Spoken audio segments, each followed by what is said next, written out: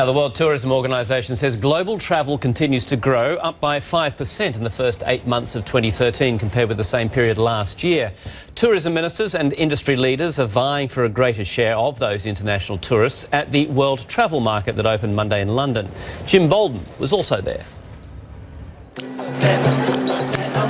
With ethnic music and local foods, countries are flying the flag at the World Travel Market show in London this week. Though for some destinations like Kenya, it's about rebuilding and reassuring the travel business that it's open for business after the Westgate shopping mall massacre. Though Kenya says it did not suffer a hit in tourism. There was no revision of the travel advisories. So I think that in itself gives it a positive aspect in terms of tourists coming to the country. But Egypt has suffered from travel warnings issued by governments of key source countries. That hit tourism hard. August was the worst. But the tourism minister is trying to convince tourists not to worry. The situation is not like before. The attacks in the past, the tourist was a target. Today, the tourist is not the target. It's an internal Egyptian issue.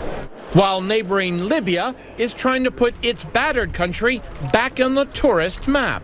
Really, we have nice beaches, and Tripoli and all the coast is really safe, and we can receive some people. We have, Libya, 2,000 kilometers of coast and nice Mediterranean Sea. For some countries, it's not about rebuilding your reputation for tourism.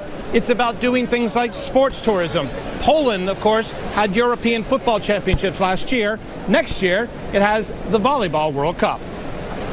It may be a niche sport, but some of Poland's top players were on hand to play up the country's sports prowess. It did catch the eye of this Polynesian dancer.